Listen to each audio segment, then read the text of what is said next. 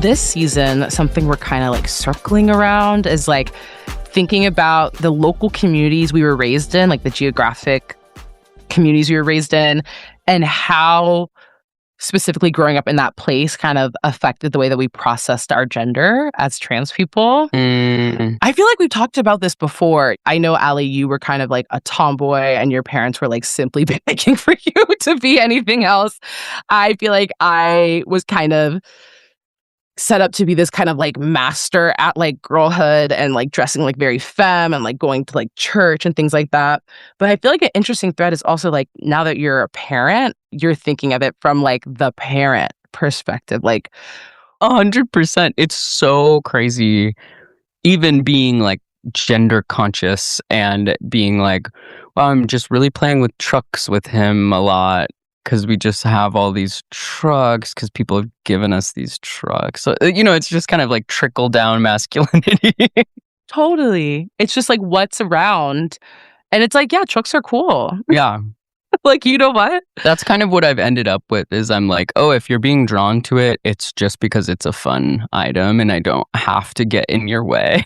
Exactly. I don't have to correct anything. Like, it's fine. Yeah. I wonder... I don't know, do you and Frankie, your partner, like have different energies that you're kind of giving off? Like for me, I feel like my parents gave me very different lessons. And so it's interesting. It's like, I wonder like what he's going to associate with you and what he's going to associate with like Frankie. You know what I mean? I don't know. Well, I was thinking about this yesterday. So we've been so stressed out. It's just been like such a crazy, just having a tiny kid is crazy. So yesterday we went to the Korean spa. All three of us. It is such a life hack. This is the third time we've been with him. But obviously, this is like a super gender, like it's like women's floor, men's floor, mixed floor, where everybody is in these like color coordinated, like gendered shirts. And we were talking about it on the way home. I was just like, oh, when he's like older and like walking around, will I go to like the men's side with him? And Frankie was like, oh, do you think that's like for your comfort or for his or both? Like, like we're just kind of trying to tease this apart because I'm like, I do want him to know like what a men's locker room is. So I'm like, oh, maybe I would go with it. And we were talking to a friend who was with us and she was like, my dad, when I was really young learning how to swim, would make me go into the women's locker room to like get into my bathing suit while he went into the men's and we met on the other side. And she's like, it was so scary. You're just like totally alone. It's like dank and like echoing and nightmare crazy. Fuel. Yes, you're just gonna like, whoa. So I'm like, oh, maybe I would go with him. Anyway, I'm just curious. Just interesting. It is about his comfort, but it's through your eyes and like your perception, and also like how you're perceived. You know what I mean? Like there's so many kind of added layers, which is so interesting. I feel like a lot of the messaging I received about gender from my mom was like femininity is about appearances. And, like I come from a family of very vain women. Like I'm not even trying to be fucked up. Like it's just like people who are very into how they look and like who honestly look down upon people who like aren't put together in the same way. Like kind of this kind of like bougie vibe of like a kind of like a Black American middle class where it's like we don't have much, but what we do have, we make it like really beautiful, which is like so gorgeous. And I love that. But it's kind of, it was always about like the crossing your legs. Like, Babette, like, come on, like you're embarrassing me, like cross your legs. Like it's like about appearances more than anything internal. Social signifiers. And exactly. Like, yeah. And I think my dad put much more of an emphasis. This sounds so bad. Like my mom obviously put emphasis on like internal things too, but like my dad, I think it was a lot more about like intellect, challenging yourself. Like, do you know the Dangerous Book for Boys? It's totally. No, yeah. My dad gave me the Dangerous Book for Boys because my dad's like a mathematician. He was like, you need to like go outside and like burn some bugs with a magnifying glass. Like, That's huge. I was livid when I got the whatever book for girls. I never got that. And I think it's because my dad was like, hold on. You bet. I'm actually pissed at you. No, kind of beautiful though. Like that's what I mean. Like you can get such different messaging from different parents. And I do feel like my mom, it's not her fault. Like femininity is a trap about appearances. Like that is what it is.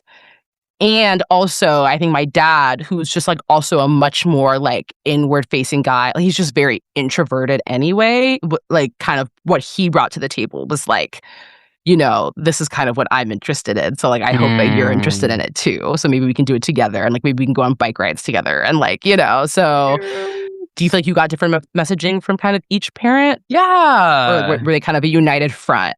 No, definitely different messaging. But also, I'm realizing recently I went to the East Coast for my grandma's birthday. We've talked about it on this pod. And Queen. My uncle very offhandedly was like, well, you were raised like really strict. And I was like, oh, what do you mean? And he's like, your mom didn't let you do anything. Whoa. And I knew this.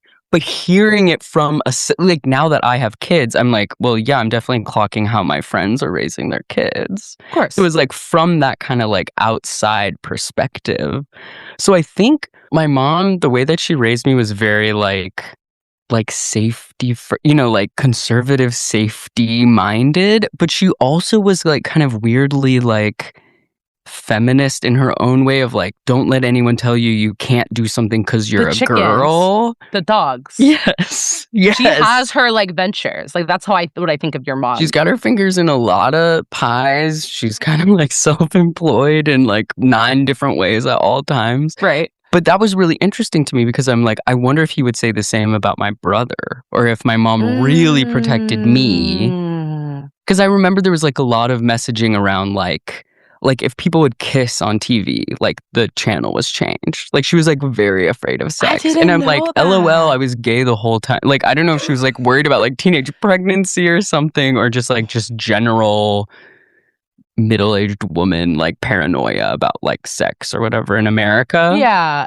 And they developed their own specific, like for some reason I couldn't watch Gilmore Girls. And like as if that was like that was the only show I couldn't watch. Yeah, exactly. And I'm like, babe, I was watching much more scandalous stuff than that. Yeah, wait, so, what are you talking about? But I'm saying like even though the kiss action doesn't mean anything, like they developed their own anxieties about it, Yeah. Totally. But that's interesting. So my mom, I mean, I think she was very like understanding of this like tomboy phase. I think any of her pushback was about like, I want you to be okay, like at school. Like, I don't want you to be ridiculed for this. So like appearances. Let's try. Yes, very that. Interesting. What about your dad? I think my dad was also in that camp of just kind of like, you can do whatever you want. Like, I know I used to get like Barbies growing up and they would be like, oh, we can exchange these for other toys for you. So I think they were both kind of like down to be like, you can do whatever you want. I know in my mom's family of origin, like the girls weren't allowed to do nearly as much stuff as the guys. Like the guys were like hitchhiking in football practice and like very beloved by the parents, and the girls were kind of like be careful vibes. I think my mom was really trying to like squash that, but I think she, as we all do, replicated it, which I'm so afraid of like what I'm doing. Are you scared, Allie? Are you scared? I will also say, I just want to give a disclaimer. I think it becomes a lot easier to villainize the moms just because in the era that we grew up in, the labor was, I think, in many cases, distributed so much more onto them. Like, it's very, I feel like both of our things were like, well, the mom, like, concocted this plan. And the dad kind of just was like, yeah, do whatever you want. So when he popped in, he said this. Exactly. Even when you asked me, I'm like, yeah, what the fuck did my dad say? I don't know. And like, I had a super involved, like a really emotionally involved dad, but my mom was a stay-at-home mom and my dad worked. So just in terms of who was around on a daily basis. Hours spent. 5 days a week. And then my dad took me like on the weekends to get out the house to give my mom a break. So like, that is to say, like, I think it's a slippery slope where it's like, I learned all these things like from my mom. It's like, well, yeah, the reproductive and care labor was like on her. And so like, of course, then she kind of becomes the architect of your life in this way. Totally. It's also kind of like femininity is demeaning. It's vapid. Like none of these things are actually true. They just were not true for me in the moment. So I'm like, that wasn't helpful info. No, literally. About like how to style a dress with like hose. I was like, get me the fuck out of these items. You're like, I'm going to have a meltdown. I'm going to have a meltdown. Freak out. I'm going to freak out. I'm going to throw a yogurt.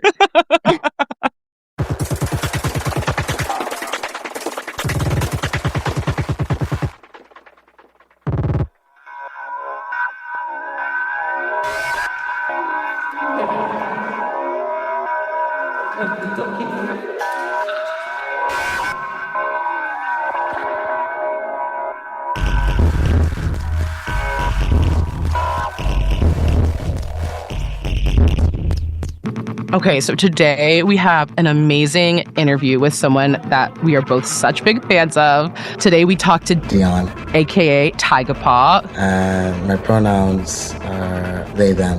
I'm a musician, electronic musician, DJ, producer, multidisciplinary artist. Who's now based in New York, but grew up in Jamaica and was so generous kind of about sharing their experiences with gender growing up in Jamaica and like what that was like.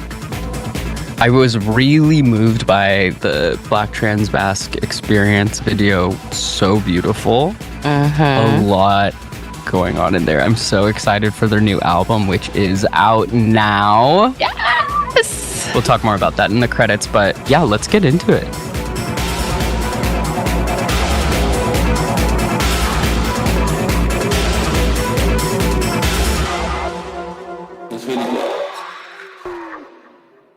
What is kind of your current gender presentation and how did you get there? I would say transmasculine, genderqueer. And honestly, because I still pretty much feel very connected to my womanhood. Like I'm not interested in assimilating into societal masculinity or how that is. I'm very queer. Even though as I'm taking testosterone, it sort of genetically is doing what it's doing, and so the world perceives me as I'm like a super passed down. So when I say they them as my pronouns, people are like, oh, okay. They really expect me to say he, him, and how does that feel when it seems like people are just assuming kind of like putting those he him pronouns on you, or like does that feel like affirming, or is it kind of just like, oh, okay, that's nice, but that's not what I'm giving? Yeah, it's interesting because I understand just how how I'm perceived now. So it's like it's okay. Like I'm so flexible, Like I think I'm very flexible with how people want to address me. I mean, like she, her would be like if somebody's really trying it, because nobody says totally. She. Oh my God. Yes. I've been in situations where they're trying to like get a rise out of me and they're using, but it doesn't, it won't have that effect, like it's like, totally. That's not a read to me because it's all relative, I feel. Would you say that you think about gender every day? That's such a good question because I live alone and it's just me and my dog and my dog Prince, and so I don't think about gender because Prince just sees me as me. Incredible. And Prince has been with me since been medically transitioning, and so I don't. It's only time I think about it when because I'm still living in the same apartment building, for years. So it's my neighbors like seeing me and kind of like giving, shade, so, but because I live with some old Caribbean people. I was going to ask if you live in a Caribbean neighborhood. Yeah. Very Caribbean neighborhood in Brooklyn. Some of my neighbors know Prince and they know me from before transitioning, and something that's so beautiful. And I find I always have to say about how Black women that are in their 40s, 50s, that are my neighbors, they haven't skipped a beat with me. They don't, yeah, they show me so much love, like embrace me, give me a hug, like, oh my God, I haven't seen you in Prince in a while, and it's the men in the neighborhood that are just like, what is going on, they don't talk to me at all, and so I was like, Black woman supremacy for me, because I'm a ride for Black women all day long, because that's solidarity, that's ally shit. Totally. And these are Caribbean women, by the way. These are Caribbean women. Yeah. I feel like I was so surprised by my mom's flexibility in me having friends who have transitioned, she's sheing them the boots down very easily, and I'm just I don't know, I'm very always amazed and astounded by kind of Black women's flexibility and adaptability and being able to like hold so much and like understand so much, even though like, yeah, sometimes I think I underestimate my mom's like actual ability to change. And yeah, more often it's actually like men who kind of remain kind of archaic and aren't able to kind of like adapt and update their views, you know? But like I've noticed that similarly, like Black women are able, like elderly Black women in my life are able to kind of adapt and, you know, make sense of the world in their own way. It's like very beautiful to see. Yeah, I have some older Caribbean women that, like, it took them a while though, I'm not gonna lie, but yeah, yeah, they're like warming back up to me. They'll, you know, see Prince and like, oh my God, he's so cute. I was like, I'll take that, you know. Yeah, exactly. Wow, Prince is your protector. Yeah, literally. Yeah, he rides for me. Like, I'm not gonna lie. Is he like a little dog? Yeah, he's a little dog. Because older Black women love a little dog. He's a toy poodle. Yeah, exactly. That's it. That's the recipe. Yeah. Okay. Yeah, I can picture it perfectly. So cute. Yeah. Wow. Yeah, he's a cutie. So yeah, and it's really interesting because even like the how often or like do I think about it every day? I don't mind if people sir me at all, you know. But I understand the levels of the male privilege aspect of being perceived as a man, a cis man. Totally, and maybe the ease that comes with. Yeah, 100%. Just to be able to kind of like through the world. Yeah, for me, there's been an extreme shift because I tour a lot as a musician, and the biggest shifts you want to see is like how I'm perceived when I'm traveling, just like getting on flights, you know. Oh my God, yeah. Yeah, and how much easier it is to cross borders now. Yeah, that's a big one where I didn't understand when I was being met with so much hostility when I used to travel previously in a different body. And on top of it, there was aspects of my nationality because I'm Jamaican. So I was dealing with a lot of aggression with like customs, you know, going through customs and constantly being stopped, constantly being interrogated for my purpose of my travel. Yeah. That does not happen anymore. Really? At all. That stopped immediately once I passed. Wait. Yeah.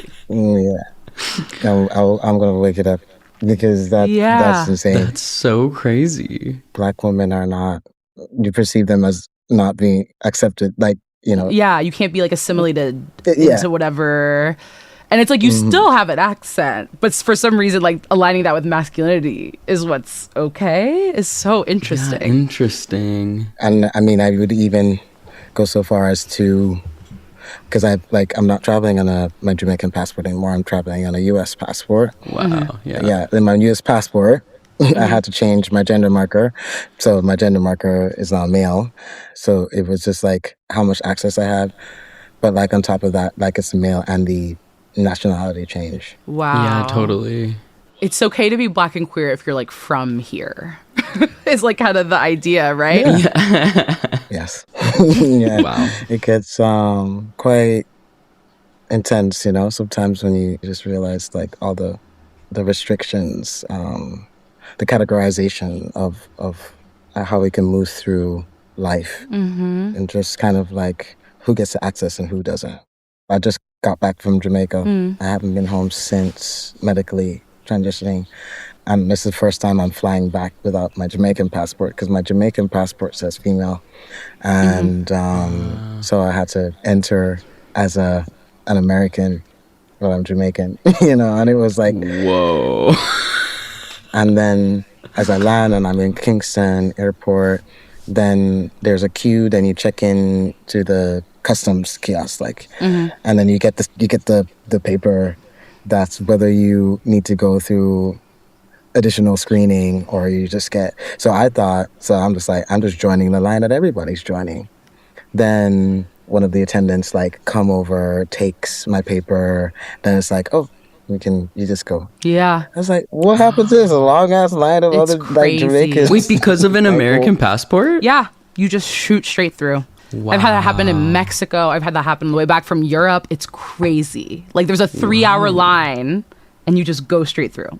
I was like, no, y'all, this ain't right. This is It's just not. right. It's not. It's so sinister. Can you change your gender marker in Jamaica? Or is that like strictly an American ability? No, you wouldn't be able to do it in Jamaica, I don't feel. I think maybe one person might have, basically, I didn't even mean to throw Jamaica on the bus like this, but honestly, I do it to them. Totally. But, it's a corrupt system. So if you know somebody, Whoa, yeah. that's the way you can. But for you to be able to go back, you're like, I have to switch to my American passport to be it's like a board game. You're like, okay, well, which piece do I want to play? Like, Yeah, because, it would be difficult to go use my Jamaican passport, have the female marker look like what I look like now. Totally. And they're like, what's going on? Like, why are you using your sister's passport? Totally. Yeah, Totally. Jamaicans they're not trained for this. Right. They're not like, there's nobody that would be able to help me in that situation. It really gave I was having a whole different experience. Totally. Yeah, just even I was on the beach, this is like such a perfect example of how in my mind I'm thinking because of my scars, because I just got top surgery in January. Oh, So, yeah, right. I'm just freshly healing, and, my scars are noticeable. But like this guy came over and he's like, oh, you got the gynecomastia surgery. And I was like, yeah. That's right. That is what I got. That's what I got. Mm-hmm. He's like, oh, bro, yeah, I'm trying to get that done. I was like, because it's gender affirming care. Like literally, these men just want gender affirming care. That's what they want. It ain't down. So my partner was with me. She's like, oh my god, that's so funny. And she's like, how did that make you feel? I was like, girl, that was fine. I said that was fine. Wait, what is the gynecomastia surgery for? That's the medical, literally our top surgery is gynecomastia. Oh, yes. Double incision. Mastectomy or whatever, but men would get it too. Yes, exactly. Men get it as well. Cis men. Yeah, totally. And then he dapped me up and was like, all right. He was asking me how long I've been in recovery and oh my god. Very invested. He was very invested. Oh my god. Wait. He's like, was it from sports or was it from war? Honestly, that was such a moment for me where I was like, wow. I'm here stressed, thinking that people are reading me a certain way, but I just passed so much. So there's no, when you reach that threshold of passing where they can't imagine that you can be anything else. I love that because that's like the bro equivalent of like, yes, sis, like, wake it up. Like, I was like, I don't know. The bros have their own language. I love that. Honestly, and I don't speak it. Let me be very clear. I do not speak their language. I am a foreigner, I was a black woman for a long time. So I'm deeply assimilated into black womanhoodness. So I speak black woman. I know that's the language that I'm fluent. Yes. Yeah. I'm very, very fluent, especially black Jamaican woman. Yes. There's male language and culture, and I'm being presented faced with it by default now, and I just find it to be so funny because I don't even know you're dabbing up. I don't do I hug. Men do not want to receive. They need to free up themselves a little bit. A hug not gonna hurt you. Come on, just relax. Just get a little. Let's get in here. Let's hug it out. Yeah. Your masculinity is still intact. I guarantee it. Trust. Oh my god. And yeah, boss, yeah, wagwan. That's what I was like. Okay, okay, sis. Exactly. Okay, diva. Diva. Especially how long I've been just queer and in my queerness. It's really funny being in a hyper masculine country. Jamaica is super hyper masculine, very patriarchal. Just navigating that because the men immediately associate like lots of things around status, like you're a black man, and it's, you know, highly political, colonial. It's very, very complex. There's so many layers to it.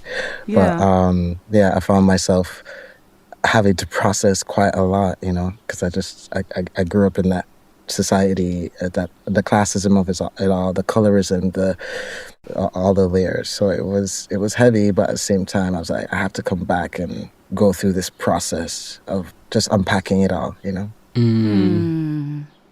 These kind of maybe like cultural scripts that you're talking about, like around gender, did they feel kind of like shocking or like familiar to you? Like you're like, yes, this is like what I grew up with? Or is it like, oh, whoa, this feels very different than what I'm used to in like New York, for example? It's interesting because my childhood, like growing up in Jamaica, I have brothers. I have 2 brothers, and we're close in age. So we all like play together. I never wanted to be separate of my brothers. Like, however they were perceived and how treated, I wanted the same treatment. Like, they were allowed to go outside and run around. I wanted to go outside and run around, like, you know. And then I'm grateful for portions of my childhood where there wasn't strict limitations on my gender expression with like what clothes I wore. I very much was not going to put a dress on willingly. No skirts, no blouse, no bows in the hair, like Totally. that wasn't a part of how I wanted to to present. Right. But there were times where I guess my mother maybe was under the pressure of like how I'm perceived in society. So she would have, you know, if there was going to something formal, then I have to put the dress on. If we were going to church, then I have to put the girly clothes on, and that was very, very difficult because in my mind I'm like, well, I just want to be free to wear what I want to wear, and usually that would be like pants, shorts, like, you know, I was labeled as tomboy at the time. But then it was very immediate once puberty was hitting that they wouldn't tolerate this gender expression. They were like, no, you're gonna have to go to an all-girls school now. Yeah, they're like, enough of that. Wow. That was cute. Correction. Yeah, full-time correction. Wow, what was that like? Intense. I'm not gonna lie, because I was in a prep school that was co-ed previously, and I only had boys for friends. Totally. Then being forced to go to a school that only had girls, I was like, I wonder how this is gonna go down. Because I just didn't know how to operate. I had boyhood, you know, like under 12 years old, you know, and then all of a sudden 13 comes around and it's like, okay, you're going to this school separate of your brothers, which was extremely confusing to me because it just made sense to me that I would go to the same high school as my brothers because we were just close. And so separating me was just like, I feel like that's aggressive.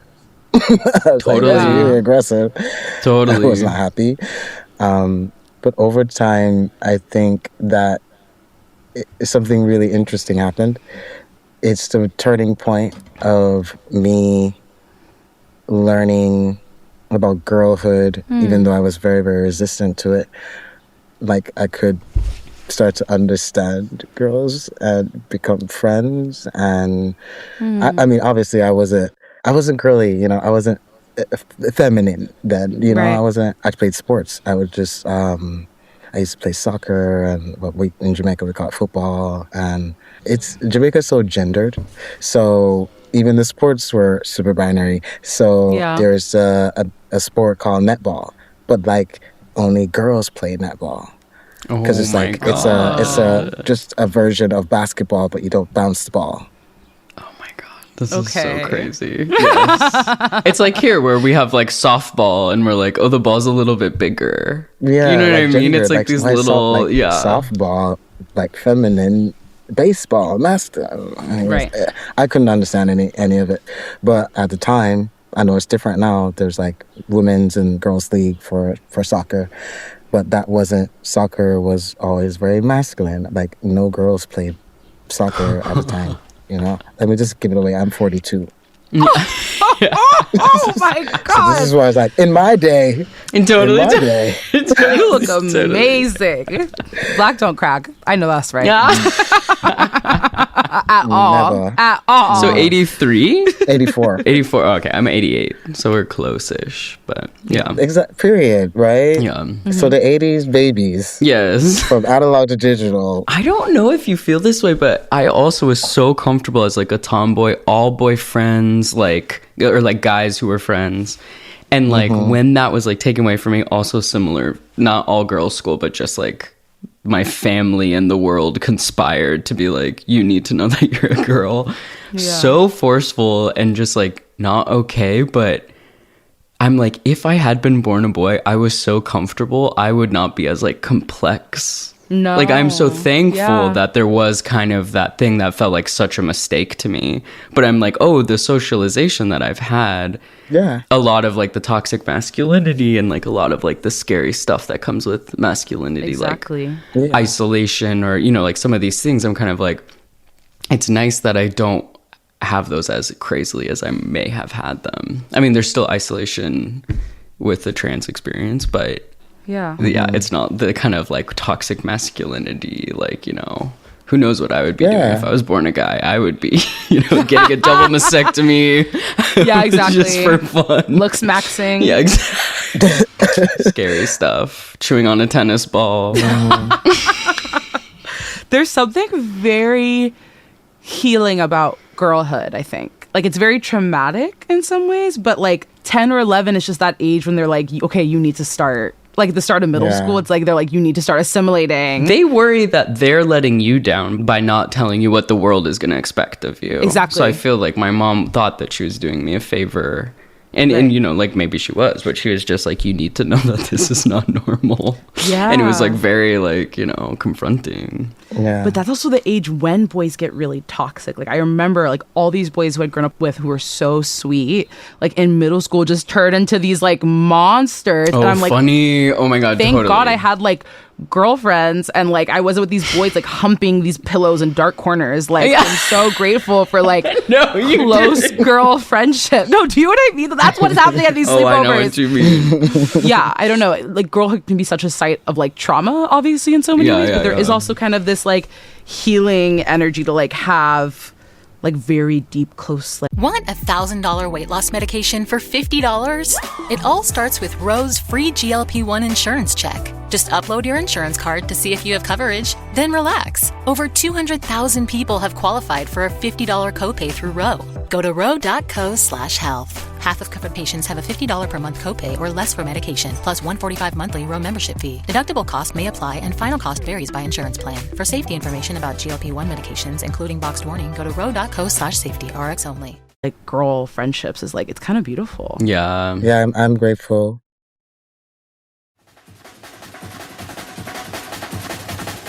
I guess I saw an unsung. I just really want to ask you about how you got into DJing and what brought you down that path.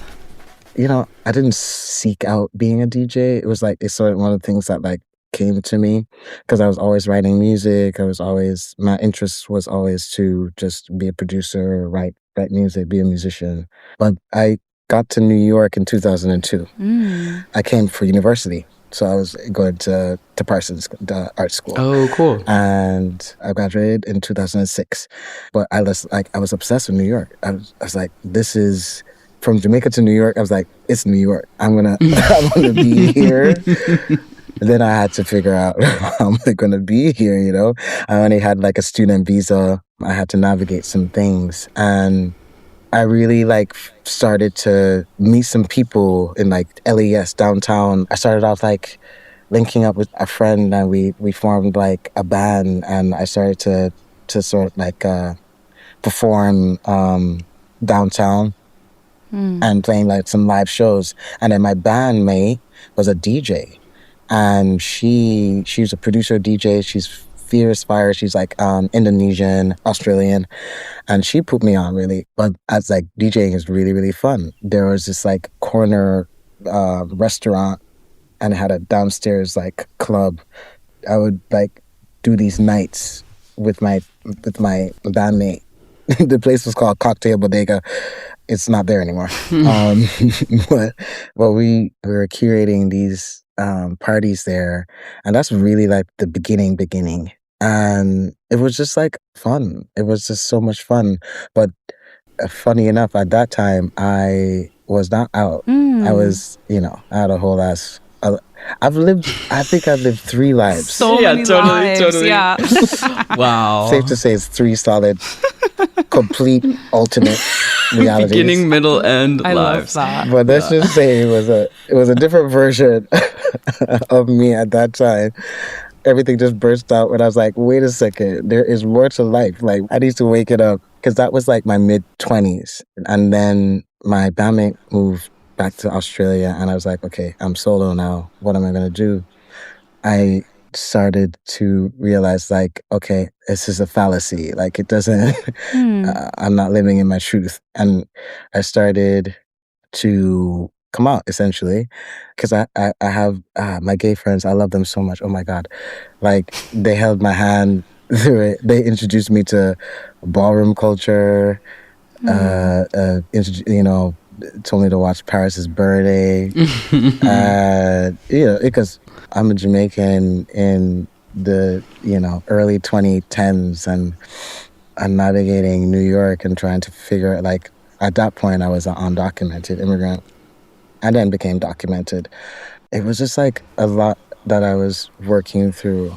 And I was like, I really want to start a night in Brooklyn. And from my band days where like I knew certain venues, so I was like going around to them and like asking them like, oh, what if I could start a night here, like just running an event, and it would be like it's like a queer like POC cutie park like party, and they're like, no. Oh, damn. They didn't see it for me then. Wow. Yeah, it's fine. I love the journey. Totally. There's like 3 or 4 places that were like straight up didn't answer, or just like, no, we don't have any openings. And then there was one place I walked into. I didn't even know about it. It's called Branded Saloon. It's still there. Gerard is the owner, and it's like fab gay boy, and he's like, yeah, love. You could do it. You could do your nights here, like because it was a gay bar, a queer bar. I would say it's more queer than gay, and I was like, that's fab. I was like, okay, and they gave me Fridays, and I started just DJing on Fridays, and that's how I started my queer accent parties, and that's really it's the very, very beginning of my like DJ. The origin story. Super. Yes. The TYGAPAW journey was a really long journey. like the mixtapes, a friend of mine reminded me, like, how I know about you? Like, you came up to me and you handed me your mix maybe like 12, 13 years ago. I was like, God damn, you must have had that early mix. Yeah. Because it was in Dumbo, because I was with a friend, and they had a table, and they were like, oh, Dion, you can hand out some of your mixes on my booth. And I was like that stuff, just early doing little collaborative things. Like a friend of mine who is like an artist, visual artist, she created like this performance and visuals, and she was doing like a long format performance, and my friend like wore the backpack, the sound pack that she created, she built, and was dancing, and I did the mix that was like 16-hour mix or something. Oh, that's so sick. So yeah, it was. My God. That's so sick. We were just doing New York shit. We were just like, let's just like create, do, and it was quite like an organic, like a meeting of minds, and just a collective effort. I love that. Yeah. There are a lot of like early LA parties that I'm really like, I was just coming out of the closet and I went to them, and they were such magical spaces, and it's like a really cool place to like experiment and host other queer people.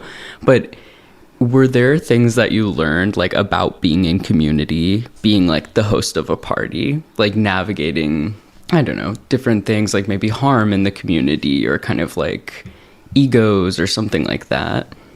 Yeah, it's interesting because I feel that simultaneously in New York, like there's parties that really introduced me to honestly making me understand who I am as a trans person, and like those spaces being, like I wouldn't be here today without them, like Poppy Juice, Shock Value, the Spectrum, like those were absolutely some of the most important spaces that was transformative to me in that period, like including my own space, Fake Accent, that I created, because in those spaces I found people where I could like connect with and see myself. Totally. I really understood what community is. Like that's how I learned community, because Jamaica is very familial community, family community. I have a big family on my mom's side, and I grew up with them. So every Christmas we would convene at my grandmother's house and like celebrated. And the queer cutie pock scene, not even scene, it literally it's like a community that changed everything for me and was a catalyst for the work that I do and the albums that I make. Like I'm really constantly paying homage in my sound to the spaces that help to nurture me.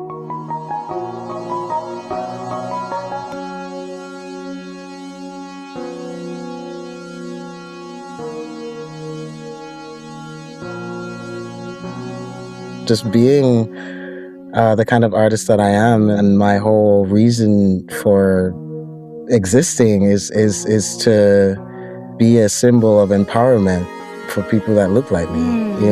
Like I'm where my journey starts. It's like I was born on a little island, but an island of resilient, revolutionary peoples.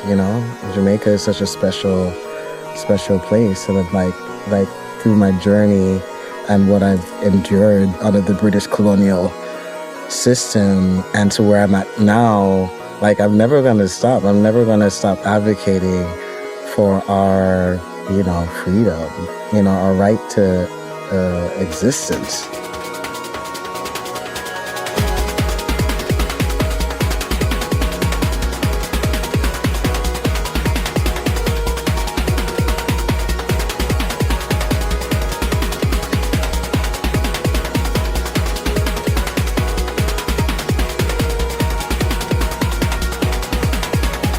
I am releasing an album. It's being released on Trésor. The significance of Trésor is it's a techno label. It's established in the late 80s, and they were one of the record labels out of Berlin to release the records of the pioneers of Detroit techno.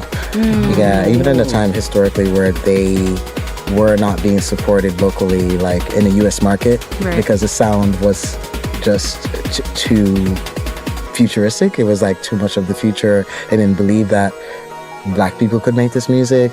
Trésor was the first label to acknowledge and recognize the revolutionary aspects of it. So to be a part of that legacy now and be my generation's the next wave of revolutionary artists, using techno as a soundscape to the future, Afrofuturism, all of that. It's an honor, and I'm grateful.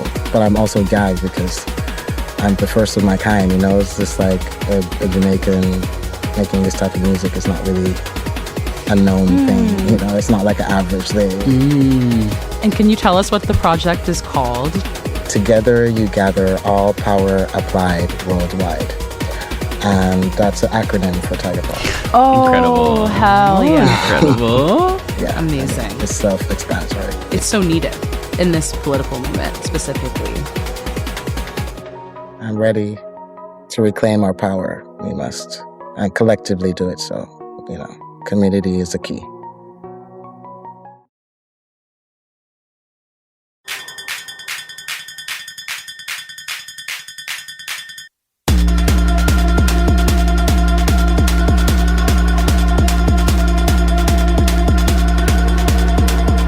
Thank you so much to our guest Dion, aka TYGAPAW. Throughout the episode, you've been hearing music from their album, Together You Gather, All Power Applied Worldwide. The album is out now wherever you listen to music, but the best way to support them is to get it on Bandcamp.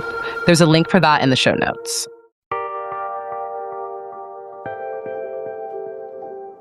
Gender Spiral is an original podcast from Audiation. Music is composed by Command Plus Jasmine and Chanel Critchlow. The theme song remix is by our friend Daria, aka Board Lord. The show is mixed by Matt Noble.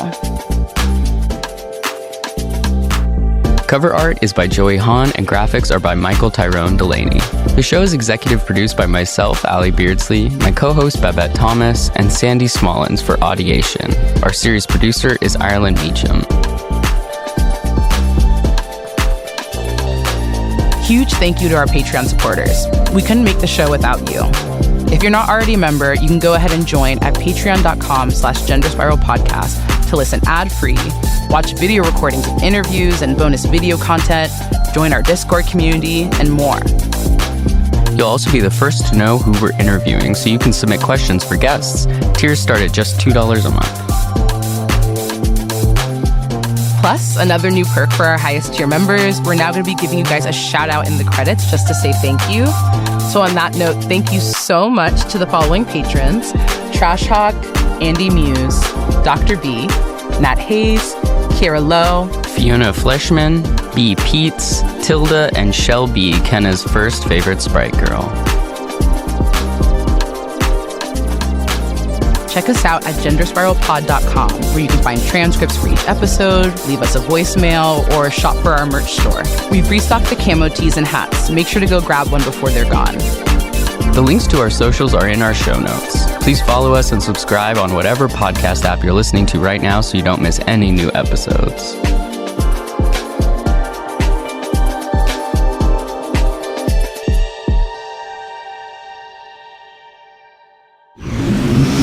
Audiation.